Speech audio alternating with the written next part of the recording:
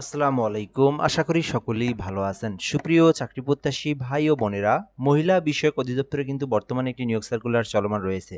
যেটা কিন্তু চলমান নিয়োগ সার্কুলারের মধ্যে সবথেকে বড় একটি নিয়োগ সার্কুলার। অর্থাৎ জুলাই মাসের মধ্যে সবথেকে বড় একটি নিয়োগ সার্কুলার। যে সার্কুলারটি সরকারি, স্থায়ী, পার্মানেন্ট একটি নিয়োগ সার্কুলার। এখানে আপনি শুধুমাত্র অষ্টম শ্রেণী পাশ করে অফিস সহায়কে আবেদন করতে পারেন। সর্বমোট ৪৩৮টি পদ রয়েছে। এছাড়াও এইচএসসি পাশে রয়েছে ১৬৩টি পদ। এছাড়াও উচ্চ মাধ্যমিক এইচএসসি পাশেও এখানে মোটামুটি অনেকগুলো পদের সংখ্যা রয়েছে। ৯৭টি ৫৩টি পদ রয়েছে। তো এই বড় নিয়োগটা সম্পর্কে আজকের ভিডিওতে আলোচনা করব। এখানে পদের নাম, পদের সংখ্যা, শিক্ষাগত যোগ্যতা, আপনার শিক্ষাগত যোগ্যতা অনুযায়ী আপনি কোন পদে আবেদন করবেন এবং কোন পদে আবেদন করলে ভালো হবে, কিভাবে আবেদন করবেন, আবেদন সম্পর্কে যে প্রসেসগুলো সেটাও আমি আপনাদেরকে দেখা দেব। এছাড়াও কিন্তু এ টু জেড আপনি এই ভিডিওর মাধ্যমে জানবেন এই নিয়োগ সার্কুলার নিয়ে যত ধরনের তথ্য রয়েছে। এখানে বলা হয়েছে মহিলা বিষয়ক অধিদপ্তরের নিয়োগ সার্কুলার। এটি কিন্তু আপনার প্রতিষ্ঠানের নাম, মহিলা বিষয়ক অধিদপ্তর, রাজস্ব খাতভুক্ত নিয়োগ সার্কুলার, মানে সরকারি স্থায়ী একদম রাজস্ব খাতভুক্ত নিয়োগ সার্কুলার। এরপর বলা হয়েছে সরাসরি নিয়োগের জন্য এখানে বলা হয়েছে যে পদসমূহ সরাসরি সম্পূর্ণ অস্থায়ী ভিত্তিতে, যে কোনো সরকারি চাকরিতে প্রথম ২ বছর অস্থায়ী থাকে, সেজন্য অস্থায়ী বলা হয়েছে। পদের পাশে বর্ণিত শর্তে প্রকৃত বাংলাদেশী নাগরিকদের অনলাইনের মাধ্যমে আবেদন করতে পারবেন। অর্থাৎ বাংলাদেশের যে কোনো জেলার যে কোনো প্রার্থী যে কেউ চাইলে আবেদন করতে পারবেন। এটা হচ্ছে সমগ্র জেলার জন্যই, সমগ্র দেশের জন্যই। এরপরে বলা হয়েছে যে বাংলাদেশী নাগরিক, এখানে আরো একটা বিষয়, ছেলে হোক মেয়ে হোক উভয় প্রার্থীরাই কিন্তু আবেদন করতে পারবেন, সকলের জন্যই এটি। এরপরের পরবর্তী স্টেপ হচ্ছে অনলাইনের মাধ্যমে আবেদন করতে হবে। অর্থাৎ আপনাকে লিঙ্ক দেখতে পাচ্ছেন একটা, এই লিঙ্কে প্রবেশ করে আপনার যে বায়োডাটাগুলো রয়েছে, যে information, personal information, educational qualification, ছবি, স্বাক্ষর, এই বিষয়গুলো দিয়ে আবেদন ফর্ম পূরণ করে আপনার আবেদনটা সম্পূর্ণ করতে হবে। এই বিষয়টা এখানে বলে দেওয়া রয়েছে। আপনারা কিন্তু আমাদের থেকেও আবেদন করে নিতে পারেন। আমাদের কমেন্ট বক্সে কিন্তু নাম্বার দেওয়া রয়েছে, দেখে নিতে পারেন। এছাড়াও আপনাদেরকে ভিডিও শেষে নাম্বারটি দেওয়া হবে। এর পরবর্তী এখানে বলা হয়েছে পদের নাম, পদের সংখ্যা, শিক্ষাগত যোগ্যতা। এই বিষয়গুলো দেখার আগে সংক্ষিপ্ত করে একটি বিষয় আপনাদেরকে দেখাই, যেটি হচ্ছে আমাদের Facebook page job plus BD. এখান থেকে ভিডিওটা দেখে থাকলে যদি আপনি নতুন হয়ে থাকেন পেজটি ফলো করে রাখবেন। আর আমাদের ইউটিউব চ্যানেল রয়েছে একটি, এম আর রাইহান হাসান, এটি আমাদের ইউটিউব চ্যানেল। আপনি যদি এই চ্যানেলে নতুন হয়ে থাকেন অবশ্যই চ্যানেলটি সাবস্ক্রাইব করে রাখবেন। তাহলে বাংলাদেশের সরকারি যত নিয়োগ সার্কুলার রয়েছে সেটি সবার আগে সহজেই আপনি আমাদের মাধ্যমে জেনে নিতে পারবেন। এজন্য ইউটিউব হোক, ফেসবুক হোক, যেখান থেকে দেখবেন আমাদের সঙ্গে যুক্ত থাকার জন্য অনুরোধ করা হইল। প্রথমত পদের নাম ষাট লিপিকার কাম কম্পিউটার অপারেটর। ২টি পদ রয়েছে। আপনার চাইলে এই পদে অ্যাপ্লিকেশন করতে পারেন। যদি ষাট লিপিকার কাম কম্পিউটারে আবেদন করতে চান, সেই ক্ষেত্রে শিক্ষাগত যোগ্যতার প্রয়োজন। ন্যূনতম পক্ষে উচ্চ মাধ্যমিক সার্টিফিকেট থাকতে হবে। অর্থাৎ যারা এইচএসসি পাস করেছেন তারা কিন্তু ষাট লিপিকারে আবেদন করতে পারেন। এখানে বাংলা এবং ইংরেজিতে যে টাইপের যে স্পিড, এটা আপনার মধ্যে থাকতে হবে। এরপরে রয়েছে ট্রেড ইন্সট্রাক্টর, জেলা পর্যায়ে নিয়োগ দেওয়া হবে। তো এখানে মোট ৯৭টি পদ রয়েছে। তো এটা কিন্তু অনেকই কনফিউশন। মূলত এটাতে আবেদন কারা কারা করতে পারবেন, ঠিক আছে? এটা ১৩ গ্রেডে নিয়োগ দেওয়া হয়েছে। পদের নাম ট্রেড ইন্সট্রাক্টর জেলা, ঠিক আছে? আর এই নিয়োগ সার্কুলারের পরীক্ষার পর আপনারা যদি উত্তীর্ণ হয়ে থাকেন, আপনারা কিন্তু আপনার নিজের জেলাতেই কিন্তু আপনি এই কর্মস্থলটা করতে পারবেন। মানে আপনার চাকরিটা নিজ জেলাতেই করতে পারবেন, ঠিক আছে? এইজন্য অবশ্যই আবেদনটা করার চেষ্টা করবেন সকলেই। ৯৭টি পদ রয়েছে এখানে। এখানে বলা হয়েছে সরকার কর্তৃক অনুমোদিত কোনো প্রতিষ্ঠান হইতে সংশ্লিষ্ট ট্রেডের ন্যূনতম পক্ষে ডিপ্লোমা থাকতে হবে। অর্থাৎ এই যে ট্রেড ইনস্টিটিউটের বিভিন্ন পদ রয়েছে, এখানে দর্জি রয়েছে, তারপরে আপনার এখানে বুটিক বাটিক রয়েছে, নকশিকাঁথা রয়েছে। এই বিষয়গুলো নিয়ে যদি আপনি ডিপ্লোমা করে থাকেন তাহলে আপনি আবেদন করতে পারবেন। শুধু তাই না, এর সঙ্গে বলা হয়েছে যে ১০ বছরের অভিজ্ঞতার সনদপত্র। অর্থাৎ এখানে বলা হয়েছে যে যাদের হচ্ছে ডিপ্লোমা ট্রেড থাকতে হবে, যে ট্রেডে ডিপ্লোমা কোর্স চালু হয় নাই সেই সব ক্ষেত্রে। অর্থাৎ যদি ডিপ্লোমা কোর্স যদি দর্জির ক্ষেত্রে না থাকে বা বুটিক বাটিক বা নকশিকাঁথার ক্ষেত্রে না থাকে, সেই ক্ষেত্রে মিনিমাম ১০ বছরের অভিজ্ঞতা থাকতে হবে, ঠিক আছে?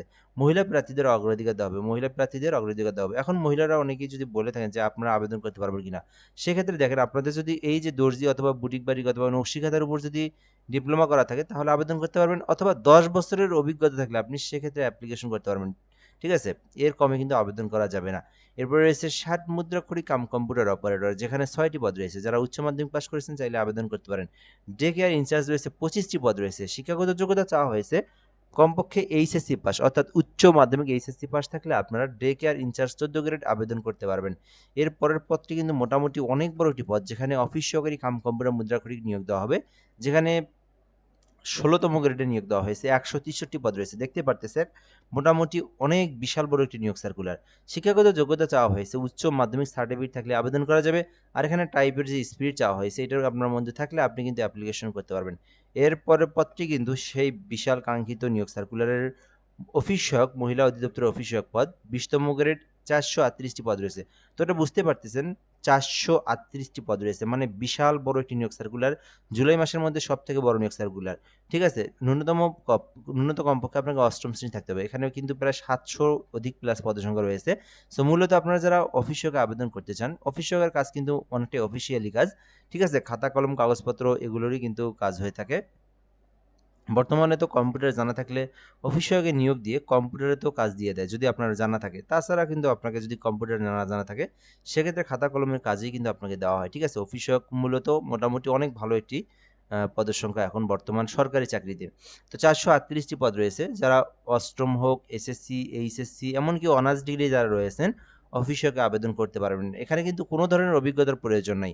কম্পিউটার সার্টিফিকেটের প্রয়োজন নেই। আদারওয়াইজ কোনো যোগ্যতা বা কোনো অভিজ্ঞতারই প্রয়োজন নেই। জাস্ট 8ম শ্রেণী থাকলে আবেদন করা যাবে। তো এই সার্কুলারে আপনার যে শিক্ষাগত যোগ্যতা রয়েছে, সেই শিক্ষাগত যোগ্যতা অনুযায়ী আপনি যে পদে ইচ্ছা সেই পদে অ্যাপ্লিকেশন করতে পারবেন। অ্যাপ্লিকেশন করতে আপনাকে বেশ কিছু গুরুত্বপূর্ণ বিষয় জানার প্রয়োজন। প্রথমত আপনার বয়স থাকতে হবে 18 হতে 32 বছর, তাহলে আপনি আবেদন করতে পারবেন। এরপর হচ্ছে আবেদনের সময়সীমা। এটা কিন্তু আরও গুরুত্বপূর্ণ। আবেদনটা চলমান কিন্তু বর্তমানে রয়েছে। এই আবেদনটি চলমান থাকবে 28শে জুলাই পর্যন্ত, অর্থাৎ এই জুলাই মাসের 28 তারিখ পর্যন্ত আবেদন করতে পারবেন। এখন মূলত কিভাবে আবেদন করবেন? অনেকেই কিন্তু আবেদন করতে পারেন না। সো এই যে dwa.teletalk.com এই যে লিঙ্কটা দেখতে পারতেছেন, যারা নিজেরা অ্যাপ্লিকেশন করতে পারেন, এই লিঙ্কে ক্লিক করলে আবেদনের ফর্ম পেয়ে যাবেন, ওখান থেকে আবেদন করতে পারবেন। আর যারা নিজেরা আবেদন করতে পারেন না, তারা আমাদের থেকে আবেদন করে নিতে পারেন। আমাদের হোয়াটসঅ্যাপ নাম্বার দেওয়া রয়েছে এখানে 017758300312, 017758300312, এই নাম্বারে হোয়াটসঅ্যাপে এসএমএস করবেন। দেন আপনি আপনার ইনফরমেশনগুলো আমাদেরকে দিলে আমরা আপনাকে সুন্দর করে অ্যাপ্লিকেশন করে সঙ্গে সঙ্গে অ্যাপ্লিকেশন কপির পিডিএফটা আপনাকে দিয়ে দেবো। চাইলে আপনি এই নাম্বারে হোয়াটসঅ্যাপে যোগাযোগ করে আবেদন করে নিতে পারেন। পরবর্তী স্টেপগুলো আমরা দেখব। এখানে যারা নিজেরা আবেদন করবেন তাদের পরবর্তী স্টেপ কি? যখন আপনি আবেদন সম্পূর্ণ করবেন এরপরে সরকারি ফি কিন্তু আপনাকে জমা প্রদান করতে হবে। তো সরকারি ফি কত টাকা দেখে নেব। 1 থেকে 5 নাম্বার কর্মীকের মধ্যে আবেদন করলে আপনাকে 112 টাকা সরকারি ফি জমা দিতে হবে, 112 টাকা। এরপরে যদি আপনি অফিস সহকারে আবেদন করেন, সেক্ষেত্রে 56 টাকা আপনাদেরকে সরকারি ফি জমা দিতে হবে। ঠিক আছে? যে পদে আবেদন করবেন সেই সমতুল্য টাকা আপনারা টেলিটক সিমে রিচার্জ করবেন। তবে এখানে বলে রাখি, পেমেন্ট করতে মিনিমাম আপনারা আরও বেশি 10 টাকা বেশি রিচার্জ করবেন, যেহেতু পেমেন্ট খরচ এসএমএস রয়েছে। ঠিক আছে? তো DWA space user ID 163 number send করবেন। পরবর্তী পিন নাম্বার দিয়ে আপনাদেরকে আবার এই যে 163 নাম্বার, পরবর্তী পিন নাম্বার দিয়ে আবার 163 নাম্বার সেন্ড করলেই দেখবেন আপনার পেমেন্টটা কিন্তু সম্পূর্ণ সাকসেসফুল হয়ে গেছে। তো চাইলে এই আবেদনটি করতে পারেন আপনি মহিলা বিষয়ক অধিদপ্তরের একটি নিয়োগ সার্কুলার, যা বর্তমানে চলমান রয়েছে। এই নিয়োগ সার্কুলার নিয়ে যদি কোনো কিছু জানার থাকে আপনি কমেন্ট করতে পারেন, রিপ্লাই দিয়ে জানিয়ে দেওয়া হবে ইনশাআল্লাহ। ভালো থাকবেন। আসসালামু আলাইকুম।